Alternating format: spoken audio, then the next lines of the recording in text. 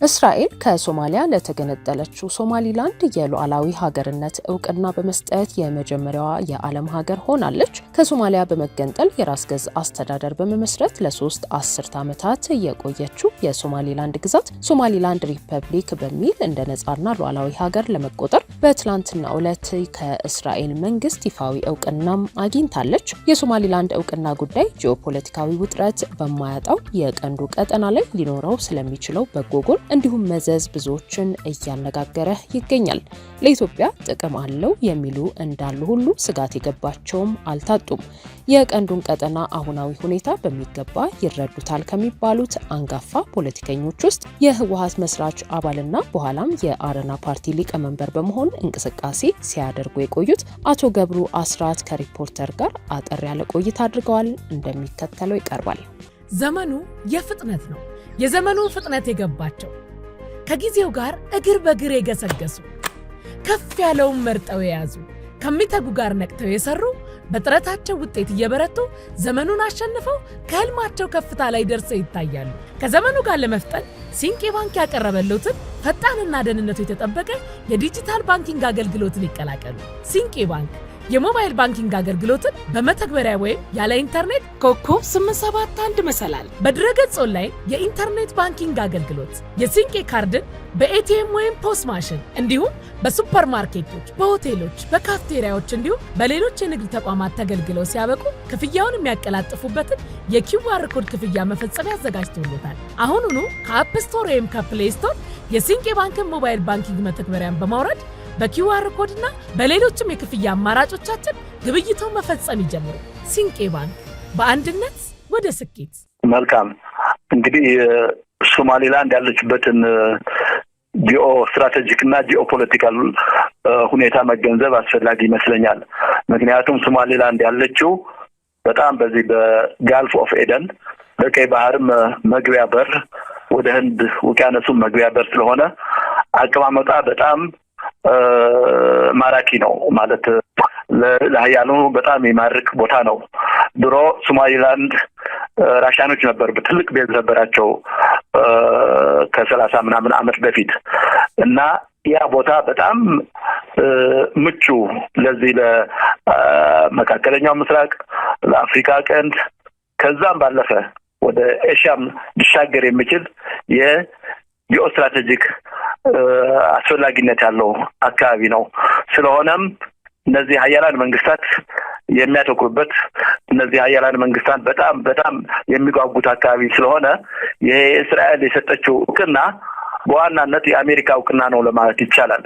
ስለዚህ አሜሪካኖች እዚያ ለመመለስና ያን አካባቢ በአጠቃላይ ከዛም ራቅ ባለው ሁኔታ ለመቆጣጠር ስለሚፈልጉ ይሄን አካባቢ መጀመሪያ እውቅና በእስራኤል ጀመሩት እንጂ እስራኤልና አሜሪካ በጣም የማይለያዩ የአንድ ሳንቲም ሁለት ገጽታዎች ስለሆኑ የእስራኤል ውሳኔ ማለት የአሜሪካም ውሳኔ ሊሆን ስለሚችል አሜሪካ በከፍተኛ ደረጃ እዚህ አካባቢ እንድትተከል የምትፈልግ መሆኗ እስራኤልም እዚህ ለመተከል የምትፈልግ መሆኗ ነው የሚያውና በዋናነት በዓለም ደረጃ በዓለም ሀያላኑ መንግስታት መካከል የአሜሪካ የዚህ አካባቢ የመቀመጥና የመኖር ሁኔታ ይፈጥራል።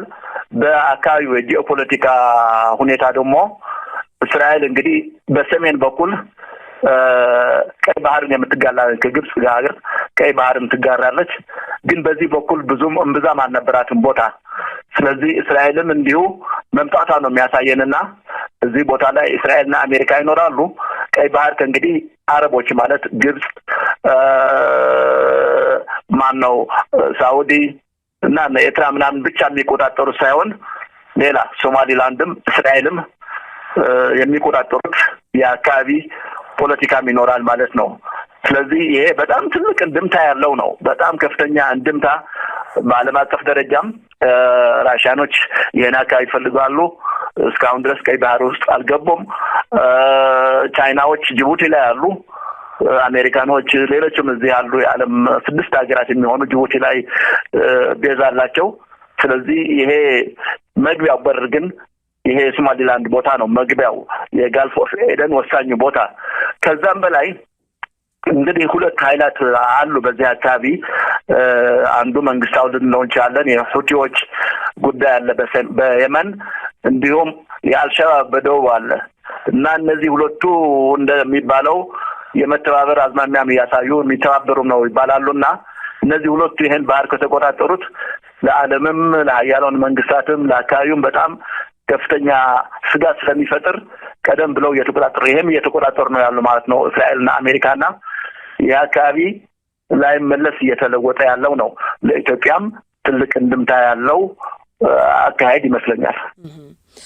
ትላንት ልክ ይህ ዜና ከተሰማበት ሰዓት ጀምሮ በጣም ብዙ አስተያየቶች ሲሰጡ ነበረ። በአብዛኛው ግን ያስተዋልኩት ቀጠናው ሊበጣበጥ ነው የሚል ነው። ጥቅም ሊኖረው ቢችልም ሁሉም ነገር ፖዚቲቭና ኔጌቲቭ ነገር አለ። ከጥቅሙ ይልቅ ግን ሊበጣበጥ እንደሆነ ወደ ማንወጣው አዘቅት እንደምንገባ ነው ብዙዎች አስተያየት ሲሰጡ የነበረው። በተለይ ደግሞ በኋላ ላይ ግብጽ ይህንን መቃወም ሶማሌ እስካሁን ምንም ያለችው ነገር የለም፣ ግን አስቸኳይ ካቢኔ ስብሰባ ጠርታለች እና ይህን ሁሉ ከግምት ውስጥ በማስገባት መዘዙ ምን ያህል ነው? ጥቅሙ እንዳለ ሆኖ መዘዙስ ምን ያህል ነው? ኦኬ እንግዲህ ያስተላለፍ ለውጥ ያስከትላል። ካሁን በፊትም አይተነዋል አይደል? ኢትዮጵያ እውቅና ሰጣለሁ ብላ በወሰነችበት ጊዜ የተፈጠረው አዋራ እናስገነዘዋለን። እንግዲህ ሶማሊያ እጅግ ተቆጥተዋል። ያኔ ግብጽ፣ ጅቡቲ ብዙም ሀገሮች በዚህ ጉዳይ ተናደው እንዲያውም ኢትዮጵያ የዲፕሎማቲክ መገለልም ሁሉ ደርሶባት እንደነበር እናውቃለን።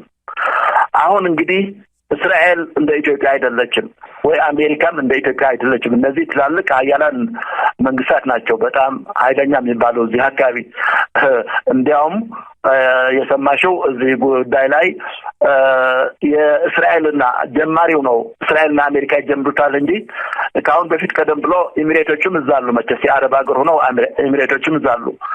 ሌላው ደግሞ ይሄ የአብርሃም አኮርድ ወይ የአብርሃም ስምምነት የሚባለው ነገርም ተቀብያለሁ ብላለች እና ይሄ ነገር ተቀብለውታል። በይፋም የተቀበሉታሉ የአረብ ሀገሮች ማለት ነው። ስለዚህ ምናልባት ከነ ሳዑዲ፣ ኤሚሬት፣ ባህሬን፣ እነዚህ ኳታር የሚባሉ ሀገሮች ይሄን ነገር ሊቀበሉ ይችላሉ። ምንም አይሉም ከመካከለኛው ምስራቅ ማለት ነው። እዚህ ላይ እንግዲህ ትልቋ ኃይል በዚህ ጎዳለው የምትለው ማለት በአካባቢ ኃይል ሳይሆን ግብጽ ነች። ከዛም ትርኩም ሶማሊያ ውስጥ አለች። ስለዚህ እነዚህ ሁለት ሀገሮች እዚህ እግራቸውን በመትከል ይሄን አካባቢ እንቆጣጠራለን፣ ቀይ ባህርና ይሄን የኤደን ሰላጤን እንቆጣጠራለን ስለሚሉ እነዚህ ብቻ ናቸው እንግዲህ እዚህ ላይ የሚያንገራግሩት። ግን ዞሮ ዞሮ እነዚህም ቢሆኑ በተዘዋዋሪ በፕሮክሲ በአካባቢው ሊፈጥሩት የሚችል ችግር አለ። ግን ግብጾች ከአሜሪካ ትዕዛዝ ውጭ ይሄዳሉ ብዬ አላምንም። እስራኤልንም ተዳፍረው ይሄዳሉ የሚል አስተያየት የለኝም። ስለዚህ እነዚህ መንግስታዊ ያልሆኑ እንደ አልሻባብ በከፊልም እነሁቱ ይሄን አካባቢ ሊያተራምሱት ይፈልጉ ይሆናል። ጅቡቲም ብትሆን ኤርትራ፣ ሌሎችም ግን ምንም አቅም የላቸውም ከእስራኤልና ከማነው አንጻር ስናየው ከአሜሪካ። እንግዲህ እዚህ ላይ ሌሎቹ እዚህ ተቀናቃኝ ሊሆኑ የሚችሉ ራሽያና ቻይና ናቸው። እንግዲህ ቻይና ራሷ ጅቡቲ ላይ ቦታ አላት። እዚህ ቦታ ካሰጣቸውኝ የሚል ነገር አይኖራትም። ግን ትልቅ እንድምታ አለው ለቻይናም ለራሽያም ይሄ ቦታ። ያም ሆነ ግን በቀጥታ የሚደረግ ትርምስ ይኖራል ብዬ አላምንም።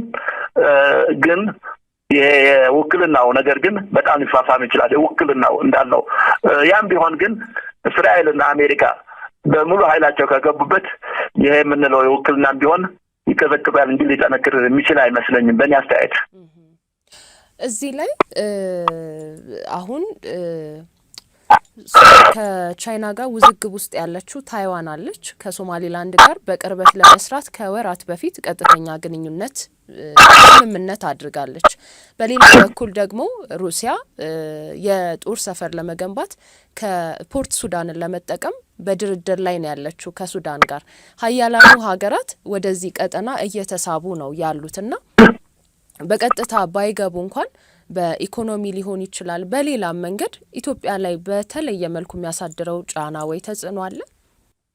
እንግዲህ ከኢትዮጵያ አንፃር ሳይሆን ነው አሁን በተለይ ሳይው እንግዲህ አሁንም ቢሆን በኢትዮጵያ ላይ ግብጾች የነዚህ አረብ ሀገሮች በከኳታር ከኤሚሬትስ በስተቀር ጫና ለመፍጠር እየጣሩ ነው ያሉት። ቱርኮችም ሁሉም ይሄ የከበባ የሚመስል ነገርም እየፈጸሙ ነው ያሉት። ስለዚህ ይሄ ጉዳይ ለኢትዮጵያ ደህና ተጨማሪ አማራጭ ነው የሚሆነው እንጂ ለኢትዮጵያ የሚያመጣው ስጋት የለም ከኔ በእኔ አስተያየት። ምክንያቱም ኦልሬዲ ፈጥረውታል እኮ ይሄን ነገር ተስማምተዋል። ሶማሊያ፣ ኤርትራና ግብጽ በቃ ኢትዮጵያን የመጥበብ ጅቡቲም የነሱ አካል የሆነች ነው። እኔ ሳየው አሁን ሳየው እንግዲህ ወጣት ሄዳለች ወይ ሌላ ነገር ሆኖ ግን አዝማሚያው ጅቡቲም ቢሆን ከነዚህ ጋር የተሰለፈች ነው ያለችው። ስለዚህ ይሄን መምጣቱ ለኢትዮጵያ አንድ አማራጭ ይጨምራል እንጂ ለኢትዮጵያ ምንም የሚያመጣው ለውጥ ያለ አይመስለኝም። የሚያመጣው ለውጥ ማለቴ ኢትዮጵያን እስራኤልና ማነው አሜሪካ እዚህ አካባቢ መምጣታቸው በኢትዮጵያ ተጨማሪ አቅም ይሆናል እንጂ የሚያዳክም አይመስለኝም። አማራጭ ወደብም ይሰጣት ይመስለኛል። ምክንያቱም ይፋ ባይሆንም ኢትዮጵያ ኮዛለች በወደቡ አለች። ከኤሚሬት ጋርም እየሰሩ ነው። ተጨማሪ ማዕከልም እየፈጠረች ነው ያለችው። ስለዚህ በሌሎች እጅ ቢሆን ያስቸግር ነበር። በእነዚህ እጅ መሆኑ ግን እኔ ችግር ያለው አይመስለኝም። በሳይው እንግዲህ ከስትራቴጂ አንፃር ችግር አይፈጥሩም አይደለም። ከቅርብ አንፃር ግን ኢትዮጵያ በተለይ ከእስራኤል ጋር እንደ ሸሪክ እንጂ እንደ ተቀናቃኝ አትታይም። ይሄን ሲያደርጉም ኢትዮጵያ ጋር እንደተነጋገሩ ገምታለሁ። መቼስ የአሜሪካው የአፍሪካ አዛዥ ጀነራሉ መምጣት ወደ ኢትዮጵያ አንዳንዱ ነገር ሳያቸው ኢትዮጵያም በዚህ ጉዳይ ላይ በይፋ እውቅና ባሰጥም እጅ ሊኖራት እንደሚችል እኔ ገምታለሁ እና በኢትዮጵያ እስከዚህም ድረስ መጥፎ አይደለም። ምክንያቱም መጥፎው ነገር እየተፈጸመ እያየነው ነው ማለት ግብጾች በአካባቢው ያንዣበቡ ነው። ኤርትራም በፕሮክሲ የተንቀሳቀሱ ቱርኮችም እነዚህ ኃይሎች እዚህ አካባቢ ያንዣበቡና ቦታ ለማግኘት እየተንቀሳቀሱ ስለሆነ አማራጭ ነው ያገኘችው ያለች ኢትዮጵያ እንጂ ኢትዮጵያን እስከዚህም ድረስ በአጭር ጊዜ እንግዲህ ከስልት አንጻር የሚጎዳ አይመስለኝም። ኋላ ላይ ግን ምን እንደሚያደርጉ እነዚህ ኃይሎችን በኢትዮጵያ ላይ አማናውቀው ነገር እሱ ቀስ ብሎ የሚታይ ነው። መልካም አቶ ገብሩ በጣም ነው የማመሰግነው። እዚህ ላይ እንደው ባክል መታከል አለበት የሚሉት ነገር ካለ ቢጨምሩልኝ። እንግዲህ ለማየው ይሄ ነገር ብዙ ነገር ያስከትላል። እንድምታው ቀላል አይደለም። ፖለቲካዊ እንድምታው፣ የኢኮኖሚ እንድምታው፣ ያስተላለፍ አጠቃላይ ያስተላለፍ እንድምታ ሊያስከትል እንደሚችል ከወዲሁ መገንዘብ አስፈላጊ ይመስለኛል። ስለዚህ አገሮች በደንብ መመልከት አለባቸው። በተለይ የኛ ዘላቂ ጥቅም በዚህ ጉዳይ ምን ይሆናል የሚል በደንብ መታሰብ ያለበት ይመስለኛል። ስለዚህ እኔ የምለው እስካሁን ድረስ እንዲሁ በግብታውነት መሄድ አያስፈልግም። ከአሁን በፊት ማስተውለው አለ ቶሎ እውቅና ሰጥተው እንደገና የዲፕሎማሲ ጫናው ሲበረታ ማለት የመንበርከክ ወደ ኋላ የማፈግፈግም ነበር እና አሁን ለይቶ የወጣ አስተላልፎም ስላለ ይሄን ነገር በደንብ መጠቀም አስፈላጊ ይመስለኛል። ሌሎች ግንኙነትም አለው። በብሪክስ በኩል ግንኙነት አለ። እሱን እንዳለ ማጠናከር ነው። ግን ከዚህ ደግሞ ከእስራኤል ከአሜሪካ ጋር ያለው ግንኙነት በደንብ አስተውሎ መጠቀም አስፈላጊ ይመስለኛል። በእኔ አስተያየት በፖለቲካ ከዚህ ከሀገር አንጻር ሳየው ግን ብዙ ነገሮች ሊፈጠር ይችላል። ደግሞ እንግዲህ ከአሁን በፊትም የምናየው ይሄ ሰሜኑ ጉዳይም ከዚህ ጋር የተያያዘ ነው። የትግራይ ጉዳይ፣ በአማራ አካባቢ ያለው እንቅስቃሴ ጉዳይ፣ የሱዳን ጉዳይ እነዚህ ሁሉ የተያያዙ ስለሆነ እነዚህ ኃይሎች መልሰው ይህን ነገር ማለት ለማዳከም የፕሮክሲውን በሰሜን ያለውን ፕሮክሲ ሊያጠናክሩት ይችላሉ። በጣም ሊገፉበት ይችላሉ። ቅድም ያነሳሁት ነገር እንግዲህ ቅድም ያነሳሁት በዚህ በምስራቅ ከአፍሪካ ቀጠና ቀንድ በምስራቅ ያለው እንጂ በሰሜን ያለው ጉዳይ የዚህ አካል ስለሆነ የዚህ አካልም ሊሆን ስለሚችል ይሄን በጣም ሊያጋግሉት ሊያጠናክሩት ይችላሉ። ይሄ ፕሮክሲውን የጀመሩትን የፕሮክሲ አሰላለፍ ማለት የውክልና አሰላለፍ ሊጠነክር ይችላል። በኤርትራም በኩል በቲፒኤልኤፍም በኩል በሌሎችም ኃይሎች የአልቡርሃን ኃይልም ይሄ የተጠናከረ ሊሆን ይችላልና ወደ ከፍተኛ ነገር እየገባ ይመስለኛል። ግን እንዳልኩት ኦልሬዲ ስለገባ ተጠንቆ በጥንቃቄ ማየትና ነገሩን መያዝ እንደሚያስፈልግ ነው እኔ ላሳስብ ፈልገው። እንደው ነገሩ ቢያስቸግር እንዳትረሳ ያቺ ነገር ወደ ትራንስክስ አንድ ሁለት አስቀምጥ ያቺ ነገር ለኪሳት ከፍ አታስቸግር እንደው ብትያዝ ያቺ ነገር። በምን መሰልጠን ይፈልጋሉ? ገሊላ ኢንተርናሽናል ሴሚናሪየም ኮሌጅ በክርስቲያን ሊደርሺፕ ማኔጅመንት፣ ክርስቲያን ቢዝነስ አድሚኒስትሬሽን፣ ክርስቲያን ካውንስሊንግ ሳይኮሎጂ፣ በሶሻል ወርክ፣ በዶክተር ኦፍ ሚኒስትሪ፣ ባይብል ኤንድ ቲዮሎጂ በመጀመሪያ ዲግሪ በማስተርስና በፒኤችዲ ለማሰልጠን ምዝገባ ጀምሯል። ገሊላ ኢንተርናሽናል ሴሚናሪየም ኮሌጅ በአሜሪካን ሀገር ከሚገኙ ኮሌጆችና ሴሚናሪዎች ጋር በትብብር የሚሰራ ኮሌጅ ነው።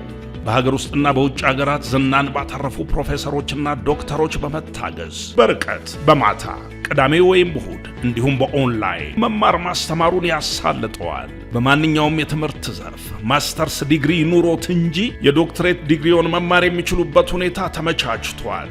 አዲስ አበባ መገናኛ አደባባይ መተባበር ህንፃ ወይም በሾርት ኮድ 9720 ይደውሉ። ይምጡ። ብቃቶንና ስብዕናውን እንገነባለን። ገሊላ ኢንተርናሽናል ሴሚናሪየም ኮሌጅ። አንተዋወቅ ይሆናል። በትውልድም ሆነ በጊዜና በቦታ ልንራራቅ እንችላለን።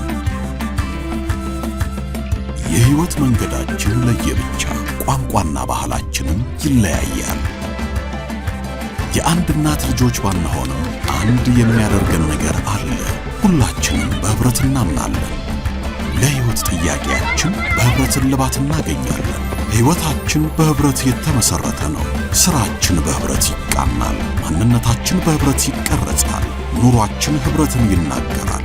ደስታችንን በህብረት እንገልጻለን። በህብረት ትውልድን እንቀርጻለን።